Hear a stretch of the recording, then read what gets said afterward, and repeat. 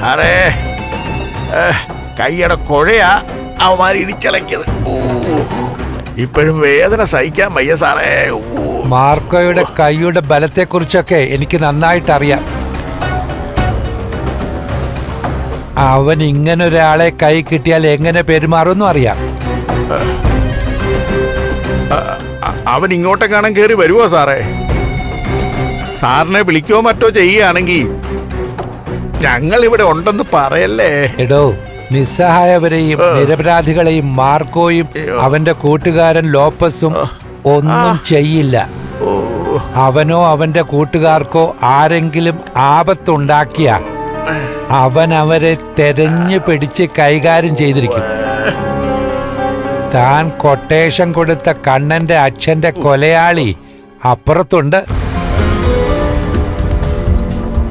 ആ സംഭവത്തിനു ശേഷവും താൻ കണ്ണനെ ചൂഷണം ചെയ്യാനല്ലേ നോക്കിയത്? താനും തന്റെ പെങ്ങളും കൂടി അല്ലേടോ കണ്ണന് കൊടുക്കാനെന്ന് പറഞ്ഞു തന്ന മരുന്നില് മായം കലർത്തിയത്. എന്നിട്ട് ദൈവം നിന്നെയൊക്കെ വെറുതെ വിട്ടോ? 10-20 വർഷം കഴിഞ്ഞിട്ടാണെങ്കിലും തെളിയേണ്ടതൊക്കെ തെളിഞ്ഞില്ലടോ. സ്വന്തം സഹോദരിയുടെ ഭർത്താവിനെ കൊല്ലാൻ വേണ്ടി പണം മുടക്കിയവനാ താൻ. എന്നിട്ടും പക തീർന്നില്ല. അന്നത്തെ അപകടത്തിൽ വീൽചെയറിലായിപ്പോയ കണ്ണനെ താങ്ങും തണലുമായി മഹാലക്ഷ്മിയെ പോലൊരു പെൺകുട്ടി വന്നപ്പോ അവരെ പലതവണ നിങ്ങളൊക്കെ വേർപിരിക്കാൻ നോക്കി. കണ്ണനെയും മഹാലക്ഷ്മിയും കൊല്ലാൻ നോക്കി. അതിനുള്ള ശിക്ഷയാ നിങ്ങൾക്ക് മാർക്കോ തന്നോണ്ടിരിക്കുന്നത്. മാർക്കോയ്ക്ക് ചേട്ടനെ പോലെയാ കണ്ണൻ. പെങ്ങളാണ് മഹാലക്ഷ്മി. അതുകൊണ്ട് അവരുടെ ജീവിതത്തിലൊരു പോറലേറ്റാൽ അവൻ അടങ്ങിയിരിക്കില്ല. കണ്ണനും മഹാലക്ഷ്മിക്കും ഉണ്ടാവുന്ന തിരിച്ചടിയുടെ ഇരട്ടി അവൻ നിങ്ങൾക്ക് തന്നിരിക്കും. സാറേ, ഇനി ഞാനും എന്റെ മോനും ഒന്നിനുമില്ല സാറേ. തന്നെ കാണാൻ തുടങ്ങിയ കാലം മുതലേ താനിത് പറയുന്ന അതെന്നോട് വെറുതെ പറയണ്ട. ഇനി ഞാൻ നന്നാവാൻ തീരുമാനിച്ചുവെന്ന് മറ്റുള്ളവരെ ബോധ്യപ്പെടുത്തുകയല്ല വേണ്ടത്. അതിനുവേണ്ടി മനസ്സിനെ പാകപ്പെടുത്തണം. അങ്ങനെ സ്വയം തീരുമാനമെടുക്കണം.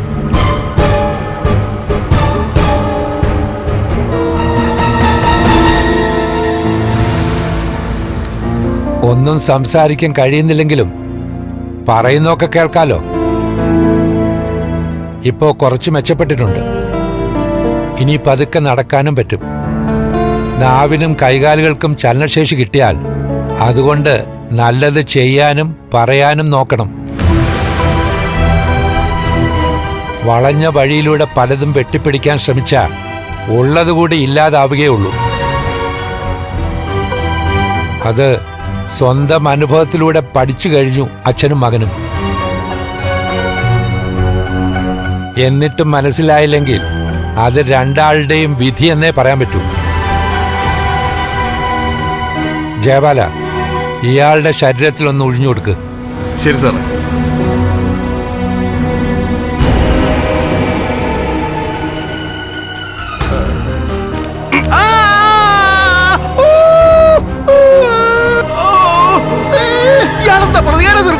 മാർക്കോടെ ഇടികൊണ്ട് എല്ലൊക്കെ തിരിഞ്ഞിരിക്കുക. അതിന് വീഴേണ്ട സ്ഥലത്ത് തന്നെ വീഴണ്ടേ? എന്നാൽ ഇതൊരു വല്ലാത്ത വീഴ്ചയായിപ്പോയി. അയ്യോ,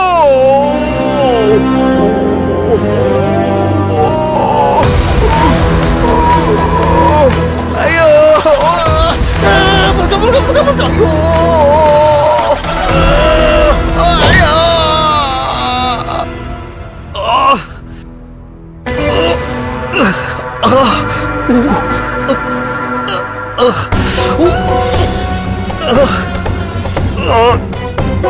ഒന്ന് അടങ്ങിയിരിക്കടോ. പതുക്കെ.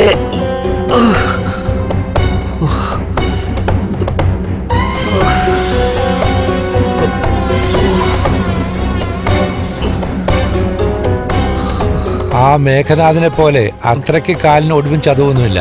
അതുകൊണ്ട് ഇനി പയ്യെ നടന്നു തുടങ്ങാൻ പറ്റും. പിന്നെ മേഘനോടും മാമദേവനോടും ഒക്കെ പറഞ്ഞത് തന്നെ നിങ്ങളോടും പറയാനുള്ളൂ. ഇവളുടെ നല്ല ജീവിതത്തിന് വേണ്ടിയാ നിങ്ങൾ കണ്ണനെയും മഹാലക്ഷ്മിയും ഒന്നിപ്പിച്ചത്. എന്നാ കണ്ണൻ അച്ഛനെ നഷ്ടപ്പെട്ടതും കാലിന് സ്വാധീനമില്ലാതായതും നിങ്ങൾ കാരണമാണെന്ന് അറിയുന്ന ഒരാൾ മുകളിലുണ്ട്. ആ ശക്തിയാണ് കണ്ണനെയും മഹാലക്ഷ്മിയെയും തമ്മിൽ ഒന്നിപ്പിച്ചത്. ഇപ്പോഴും ദൈവം അവരുടെ കൂടെയുണ്ട്. അത് സാക്ഷ്യപ്പെടുത്തുന്ന സംഭവങ്ങളാണ് നിങ്ങളുടെ ജീവിതത്തിൽ സംഭവിച്ചത്. അതറിയാം സാറേ. അതുകൊണ്ട് ഇനി ദൈവത്തിന് നിരക്കാത്തൊന്നും ഞങ്ങൾ പറയില്ല, ചെയ്യില്ല. അങ്ങനെ ഒരു ഉറച്ച തീരുമാനം എടുത്തിട്ടുണ്ടെങ്കിൽ അതുകൊണ്ട് ഗുണമുണ്ടാവുന്നതും നിങ്ങൾക്കായിരിക്കും. കൂടപ്പിറപ്പുകളെന്ന് പറഞ്ഞ കണ്ണന് ജീവനാ. ആ കൂടപ്പിറപ്പിനെയാ നിന്റെ ഭർത്താവ് കൊല്ലാൻ നോക്കിയത്.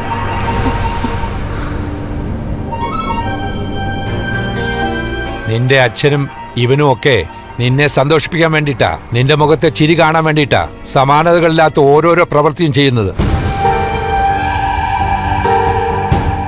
ഇനി അങ്ങനെ ചെയ്ത നിനക്കും ഇവനും ഇയാൾക്ക് മാത്രമല്ല, നിന്റെ വയറ്റിൽ കിടക്കുന്ന കുഞ്ഞിന് പോലും അത് ദോഷം ചെയ്യും. അറിയാലോ നേരത്തെ എന്താ സംഭവിച്ചെന്ന്?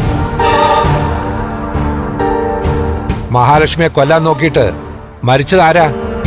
ഒരു തെറ്റും ചെയ്യാത്ത നിന്റെ വയറ്റിൽ കിടക്കുന്ന കുഞ്ഞല്ലേ. ദൈവം ആ രീതിയിൽ പരീക്ഷിക്കുന്നത് സ്വന്തം തെറ്റ് തിരിച്ചറിയാൻ വേണ്ടിയിട്ടാ. അതിന് കഴിയാതെ വന്ന കണ്ണനും മഹാലക്ഷ്മിയും ആയിരിക്കില്ല, നീയും നിന്നെ സ്നേഹിക്കുന്നവരും തന്നെ ആയിരിക്കും കരയുന്നത്.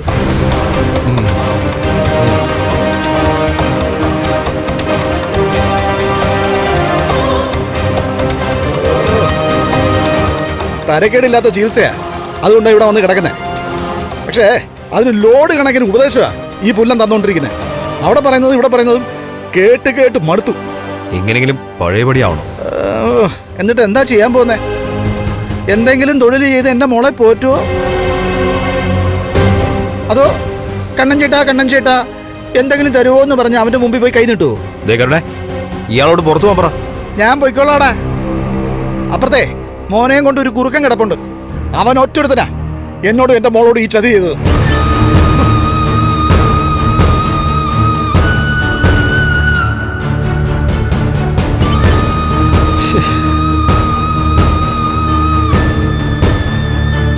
അയാള് സ്ഥിരമായിട്ട് ജയിലിൽ പോയി കിടന്ന അത്രയും സമാധാനം കിട്ടും. അത് ഉണ്ണിയേട്ടന്, എനിക്ക് അങ്ങനെയല്ല. ഇപ്പോഴും എന്നെ സന്തോഷിപ്പിക്കാനാ എന്റെ അച്ഛനും മുത്തശ്ശിയൊക്കെ ശ്രമിക്കുന്നത്. പിന്നെ അച്ഛൻ ചോദിച്ച ചോദ്യം തെറ്റാണെന്ന് പറയാൻ പറ്റില്ല. ഉണ്ണിയേട്ടൻ പഴയപടിയായാൽ എന്തെങ്കിലും തൊഴിൽ ചെയ്ത് എന്നെ നമ്മുടെ കുഞ്ഞിനെ നോക്കാൻ പറ്റുമോ? കമലേശ്വരത്തുനിന്ന് പുറത്തായാലും നമുക്ക് താമസിക്കാൻ മുത്തശ്ശിയുടെ വീടുണ്ടല്ലോ. പിന്നെ ഉണ്ണിയേട്ടന് 5 അക്ക ശമ്പളമുള്ള ഒരു ജോലിയും കൂടെ കിട്ടിയ അത് മതി തരക്കേടില്ലാതെ കഴിയാൻ. അതിനെന്താ മറുപടി ഒന്നും പറയാത്തത്? ആദ്യം ഞാനൊന്ന് റിക്കവർ ആയി വരട്ടെ, എന്നിട്ട് അതേപറ്റിയൊക്കെ ആലോചിക്കാം.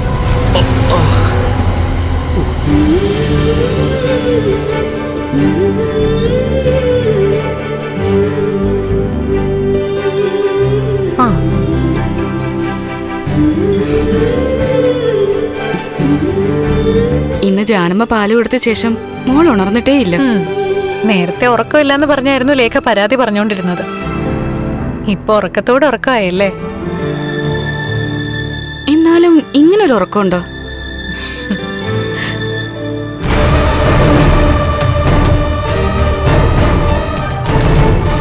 ഇന്ന് പാല് കുറച്ച് കൂടുതൽ കുഞ്ഞു കുടിച്ചായിരുന്നു. അത് കുഴപ്പമില്ല, മോൾക്ക് കുറച്ചുകൂടെ വണ്ണമൊക്കെ വെക്കട്ടെ.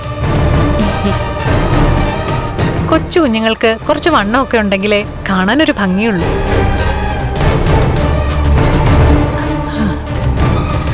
അത് മോള് പറഞ്ഞു ശരിയാ.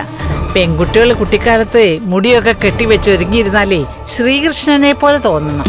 അഷ്ടമിരോഹിണിക്ക് പെൺകുട്ടികളല്ലേ ഭഗവാന്റെ വേഷം കെട്ടുന്നത്. എന്നാ പിന്നെ കുഞ്ഞിനെ കാഴ്ച കണ്ടിരിക്കാതെ രണ്ടാളും എന്തെങ്കിലും കഴിക്കാൻ നോക്കെ. ഞാൻ എല്ലായിടത്തും മേശപ്പുറത്ത് വിളമ്പി വെച്ചിട്ടുണ്ട്. മാലേക്കേ,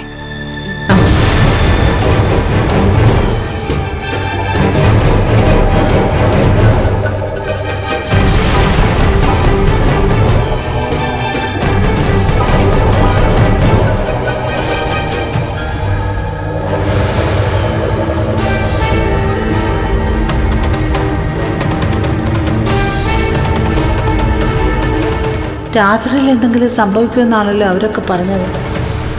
പക്ഷെ ഇപ്പോഴേ കുഞ്ഞിന് എന്തോ ഏനക്കേടുണ്ടല്ലോ. അയ്യോ.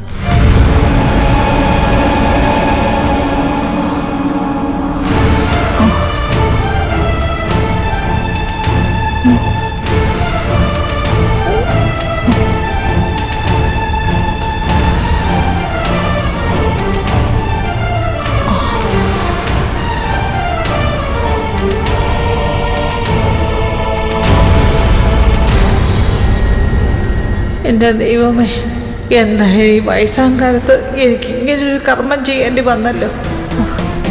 ഈ പ്രായത്തിലും ചിലപ്പോൾ വെള്ളം ഇറങ്ങാതെ കുറെ കാലം കിടക്കേണ്ടി വരുമെന്നാണ് തോന്നുന്നത്.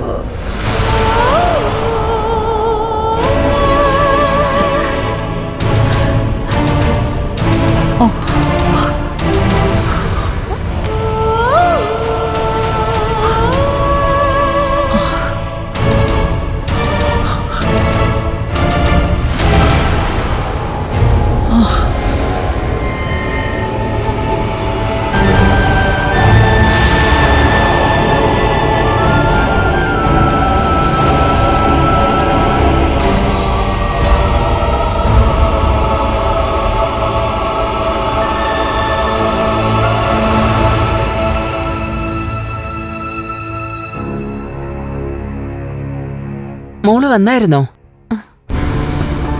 അമ്മേ, ഞാനിപ്പോ ഒരു ഡാൻസ് സ്കൂളിൽ പോയിക്കൊണ്ടിരിക്കുവാണല്ലോ. അവിടുത്തെ സാലറി ആണെങ്കിൽ ഒന്നിനും തികയുന്നില്ല. മറ്റെന്തെങ്കിലും ഒരു ജോലിയും കൂടി കണ്ടെത്തിയേ പറ്റൂ. മേഘനും നിന്റെ അച്ഛനുവേ ആ തോമസ് വൈദ്യന്റെ അടുത്ത് എത്തിയപ്പോ തന്നെ ഉണ്ണിയും കൊണ്ട് കരുണ അവിടെ എത്തിയെന്നാ വാമേട്ടൻ വിളിച്ചപ്പോ പറഞ്ഞത്. അങ്ങോട്ട് പോവാനാണോ അമ്മ റെഡിയായത്? അല്ല മോളെ, ഞാൻ ദുർഗയും കണ്ണനെ ഒന്നുപോയി കാണാന്ന് വിചാരിച്ചു. അമ്മയ്ക്ക് അങ്ങോട്ട് പോവാനുള്ള ധൈര്യമൊക്കെ ഉണ്ടോ? നമ്മുടെ ജീവിതം ഇപ്പൊ നടുക്കടല്ല മോളെ. അങ്ങനെ ഒരു അവസ്ഥയിൽ ഏതൊരമ്മയ്ക്കും എന്തും ചെയ്യാനുള്ള ധൈര്യം കിട്ടും. അച്ഛനാണ് കണ്ണേട്ടന്റെ അച്ഛനെ കൊല്ലാൻ കൊട്ടേഷൻ കൊടുത്തതെന്ന് അപ്പച്ചി അറിഞ്ഞതിൽ പിന്നെ നമ്മൾ ആരും അവരെ നേരിട്ട് കണ്ടിട്ടില്ലല്ലോ അമ്മേ. അവസാനം ഫോണിൽ കൂടി വിളിച്ചപ്പോഴും അവര് വായി വന്നതൊക്കെ അമ്മയെ വിളിച്ച് പറയുകയും ശപിക്കുകയൊക്കെ ചെയ്യുമായിരുന്നല്ലോ.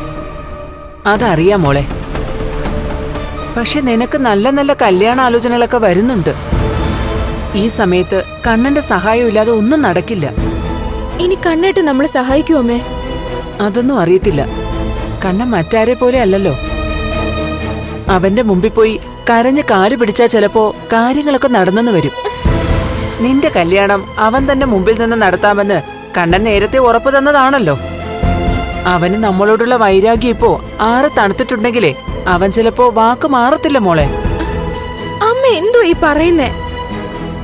മഹാലക്ഷ്മി അയാളുടെ ജീവിതത്തിലേക്ക് വരുന്നതിന് മുൻപ് അങ്ങേരെ ഏറ്റവും കൂടുതൽ സ്നേഹിച്ചിരുന്നത് അങ്ങേരുടെ അച്ഛനെയാ. ആ അച്ഛനെയാണ് എന്റെ അച്ഛൻ പ്രതാപന്റെ സഹായത്തോടെ കൊന്നത്. അത് ക്ഷമിക്കാൻ ഏതെങ്കിലും മക്കൾക്ക് കഴിയോ? അതിന് നമ്മൾ അതിന് ഉത്തരവാദിയല്ലല്ലോ മോളെ. നമ്മുടെ അറിവില്ലാതെയാണല്ലോ നിന്റെ അച്ഛനെന്ന് പറയുന്ന ആ ദുഷ്ടൻ അതൊക്കെ ചെയ്തത്. അതൊക്കെ പറഞ്ഞ് കണ്ണന്റെ മുമ്പിൽ നിന്ന് ഏത്തവിടാം. നമുക്കിനി നഷ്ടപ്പെടാൻ ഒന്നുമില്ലല്ലോ മോളെ. നിന്നെ എങ്ങനെയെങ്കിലും ഒരു പയ്യനോടൊപ്പം പറഞ്ഞു വിട്ടു കഴിഞ്ഞാൽ അമ്മ പിന്നെ ഏതെങ്കിലും തുണിക്കടയിലോ സൂപ്പർ മാർക്കറ്റിലോ പോയി നിന്ന് കാലം കഴിക്കാം. നീ എന്തായാലും ഒന്ന് പ്രാർത്ഥിച്ചോ കണ്ണന്റെ മനസ്സ് മാറാൻ വേണ്ടി.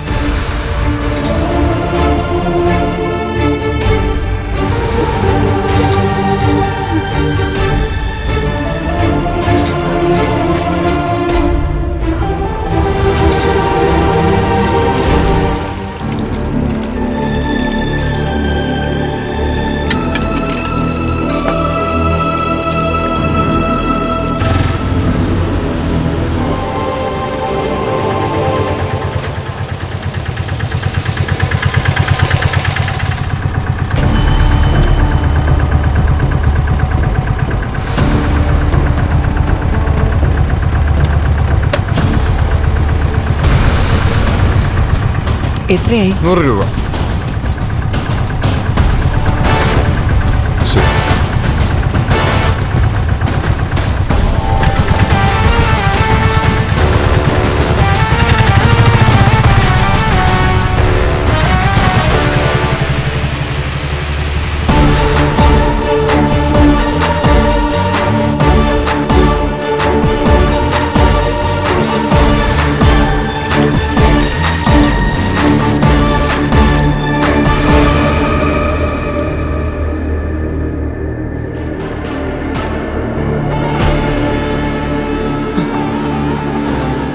നീയോ? നീ എന്തിനാ ഇങ്ങോട്ട് വന്നേ? അത് പിന്നെ എന്റെ കുട്ടികളുടെ അച്ഛനെ കൊല്ലാൻ കൊട്ടേഷൻ കൊടുത്തത് എന്റെ ആങ്ങളെയാണെന്ന് അറിഞ്ഞതിൽ പിന്നെ നിന്റെ വീടുമായിട്ടുള്ള എല്ലാ ബന്ധവും ഞാൻ വേണ്ടെന്ന് വെച്ചത് തന്നെയാണ്. ഇനി ഇങ്ങോട്ട് വിളിക്കുകയോ വരികയോ ചെയ്യരുതെന്ന് ഞാൻ പറഞ്ഞതാണല്ലോ. പിന്നെ എന്തിനാ ഇപ്പൊ ഇങ്ങോട്ട് എഴുന്നള്ളിയത്? ആ കൊലപാതകമായിട്ട് എനിക്ക് ഒരു ബന്ധവുമില്ല ദുർഗെ.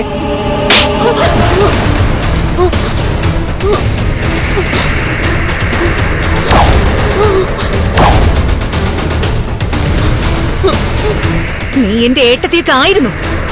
എന്നാൽ ഇപ്പോ ഞാൻ വെറുക്കുന്ന ഒരുത്തന്റെ ഭാര്യയാണ് നീ.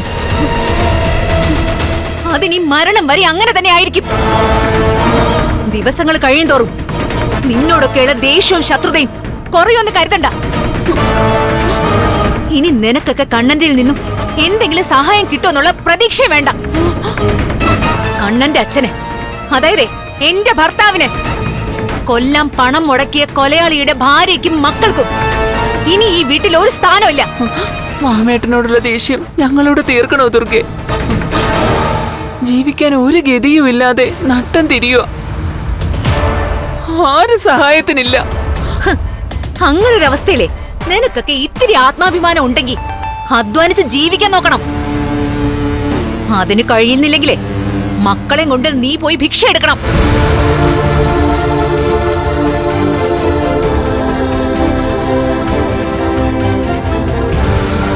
അതെ, ഒരുത്തനിപ്പോ മുകളിലോട്ട് നോക്കി കിടപ്പുണ്ടല്ലോ, എന്റെ മോളെ കല്യാണം കഴിച്ചിട്ട് അവളെ കരയിപ്പിച്ചവൻ.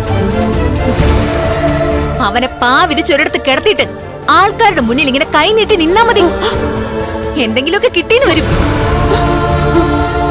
മേഘൻ എന്റെ മോളെ തള്ളിക്കളഞ്ഞിട്ടും ഞാൻ നിന്റെയൊക്കെ കൂടെ നിന്നതാ. എന്നാ എന്റെ കെട്ടുതാലി അറുത്തവന്റെ കുടുംബത്തിനൊപ്പം ഇനി എനിക്ക് നിൽക്കാൻ പറ്റത്തില്ലടി. മേഘന് നല്ല ആരോഗ്യം ഉണ്ടായിരുന്നെങ്കിൽ അവനെങ്കിലും കുടുംബം നോക്കിയേനെ. എങ്ങനെയാ അവൻ കുടുംബം നോക്കുന്നേ? അവന്റെ അച്ഛനെ പോലെ തട്ടിപ്പും വെട്ടിപ്പൊക്കെ നടത്തുക, ആൾക്കാരെ കൊല്ലുക, അങ്ങനെയൊക്കെ തന്നെയല്ലേ? അല്ലാതെ നേരായി ജീവിക്കാൻ അവനെ കൊണ്ട് പറ്റില്ലല്ലോ. അങ്ങനെയുള്ളവൻ ആ കിടപ്പ് കിടക്കുന്നതാ നല്ലത്, മരിക്കുന്നത് വരെ.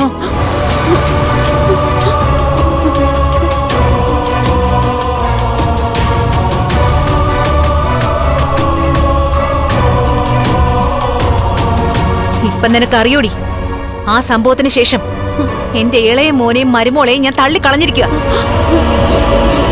ഉണ്ണിയോട് ഞാൻ പലതവണ പറഞ്ഞതാ കരുണ ഇനി ഇങ്ങോട്ട് വിളിച്ചോണ്ട് വരരുതെന്ന്.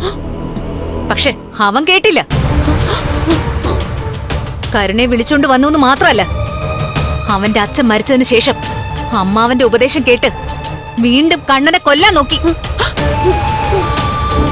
അതുകൊണ്ടിപ്പോ അവനും കിടപ്പിലായി, ഒരു കാലൊടിഞ്ഞ്. അതിലെനിക്ക് ഒരു വേദനയും ഇല്ല.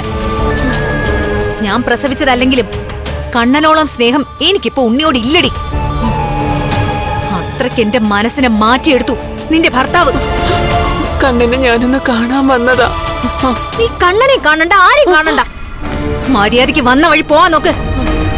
കണ്ണനെ കാണാതെ എനിക്ക് പോവാൻ പറ്റില്ല. കണ്ണൻ ഇവിടെ ഇല്ല, അവനെ കണ്ടിട്ട് വലിയ പ്രയോജനമൊന്നും ഇല്ല. അതുകൊണ്ട് പോ, നീ വന്ന വഴി തന്നെ വിട്ടോ. ദുർഗെ, ഞാൻ നിരപരാധിയാണ് ദുർഗെ. നീ മാത്രമല്ല, ജയിലിൽ കിടന്നവനും നിരപരാധിയാ. തെറ്റ് ചെയ്തതേ ഞാനടി. നിന്നെയൊക്കെ സ്നേഹിച്ചു, നിന്റെയൊക്കെ എല്ലാ കൊള്ളരുതായ്മയ്ക്ക് കൂട്ടുനിന്നു. അതാ ഞാൻ ചെയ്ത തെറ്റ്. ഇനി അതൊന്നും ആവർത്തിക്കാൻ വയ്യ. അതുകൊണ്ട് പോ, ഇറങ്ങി പോവാനാ പറഞ്ഞത്. പോടി പോടി ദുർഗെ, ഞാനത്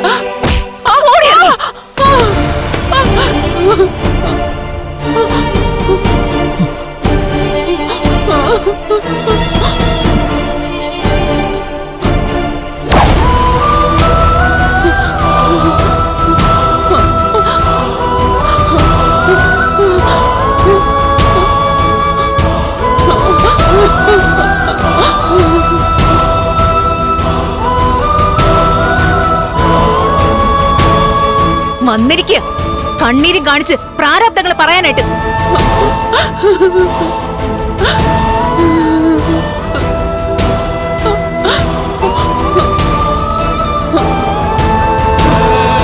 നിങ്ങക്ക് നാണമില്ല ഇവിടേക്ക് കയറി വരാൻ? ജീവിക്കാൻ ഒരു മാർഗമില്ല. നീ മാസാമാസം കൊടുക്കുന്ന പൈസ പോലും ഇപ്പൊ കൊടുക്കുന്നില്ലല്ലോ. അങ്ങനെ വന്നപ്പോ പഴയ പോലെ ലാവിഷായിട്ട് ജീവിക്കാൻ പറ്റുന്നില്ല. നിനക്ക് നിന്റെ മോൾക്ക് നല്ല ആരോഗ്യമുണ്ടല്ലോ. നിന്റെ മോൾ അത്യാവശ്യം പഠിച്ചിട്ടുണ്ടല്ലോ. പിന്നെ നിനക്കൊക്കെ എന്താ എവിടെയെങ്കിലും ജോലിക്ക് പോയാല്?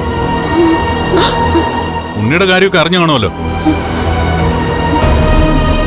അവൻ പൂർണ്ണ ആരോഗ്യത്തോടെ നടന്നു തുടങ്ങിയാൽ അവന് പോലും ഞാൻ സൗജന്യം ചെയ്യില്ല. പിന്നല്ലേ എന്റെ അച്ഛന്റെ കൊലയാളിയുടെ വീട്ടുകാർക്ക്.